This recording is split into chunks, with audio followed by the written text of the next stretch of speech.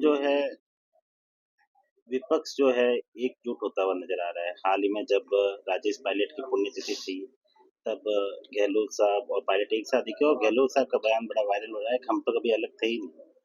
अब आप लोगों को और समाज को ये निर्णय करना है, राजस्थान की जनता को ये निर्णय करना है कि गहलोत साहब ने जब ये स्टेटमेंट दिया, उन शब्दों को मेरे लिए दोहराना भी बहुत मुश्किल होता है, निकम्मा है वगैरह वगैरह वगैरह। और ये एक बार नहीं 3 बार दोहराया और उसके बाद ये कहा कि नहीं हम तो अलग अलग थे ही नहीं। तो आदमी का चरित्र नजर आता है। जो मैंने कहा है उस पर मुझे कायम रहना चाहिए और मैं खुद भी अपने कथन पे कायम नहीं रहूं। अपने साथी को, तत्कालीन कांग्रेस के प्रदेश के अध्यक्ष को, तत्कालीन कांग्रेस के उप मुख्यमंत्री को आप नकारा निकम्मा कहो और बाद में अगर आपका राज चला जावे और जब आप पार्टी में किनारे पे लग जाओ तो वापिस मुख्य धारा मानेंगे। या तो आप सुर्खियों में बनते रहते हो, एक्स पे पोस्ट डालते रहते हो, या फिर कहते हो कि हमारे सचिन पायलट के बीच में कोई दूरियां थी नहीं।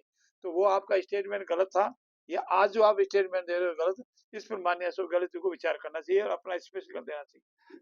क्या विपक्ष एकजुट होने की कोशिश कर रहा है? आपको क्या लगता है? हम तो ये चाहते हैं कि विपक्ष एकजुट हो, लेकिन उनका आंतरिक कलह इतना अधिक है। चाहे विधानसभा के फ्लोर का मामला हो, गोविंद जी ने आना बंद कर दिया। हमारे जूली साहब बहुत सर्वे सर्वा हो गए।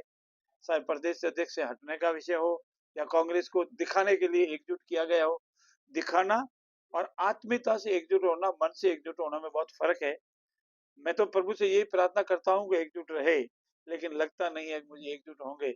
और कांग्रेस के 4-5 बड़े बड़े नेशनल लीडर वो आदरणीय मोदी जी की बात को कहने के लिए, हमारे भारत की बात को कहने के लिए, हमारी सेनाओं के पराक्रम को बताने के लिए विदेशों में, अनेक देशों में गए और उन्होंने जो सही तथ्य बताए उसकी भी कांग्रेस आलोचना कर रही है।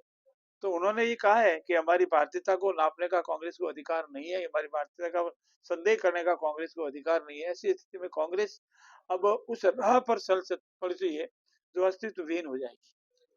सर, उपचुनाव में भाजपा ने अच्छा परफॉर्म किया है, स्थिति बुरी देखने को मिली, क्या कहेंगे? देखिए, आपके शब्दों को थोड़ा सा परिवर्तित करूंगा।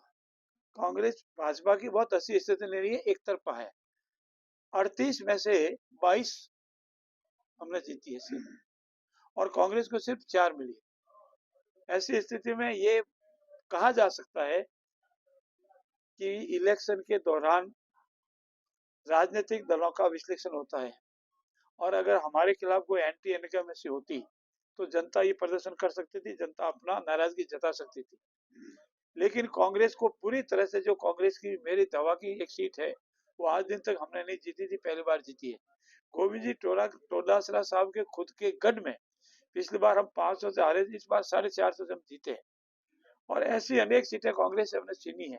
तो कांग्रेस को अपना आंकलन करना चाहिए। लेकिन डोटासरा जी ये आरोप लगा रहे हैं कि श्रीगंगानगर के उपचुनाव जो है वो बार-बार जो विषय, मैं आपको बात थोड़ी सी काट के निवेदन करता हूँ, जो विषय न्यायालय में विचाराधीन है और न्यायालय ने स्थगन दे दिया, उस पर कोई टीका टिप्पणी किया जाना नहीं है। हमारी सरकार किसी भी इलेक्शन को नहीं रोकती है। परसों की न्यायालय ने वो चुनाव स्थगित कर दिए थे, इसलिए सरकार मजबूर थी। न्यायालय का आदेश मानना हमारे लिए सर्वोपरि।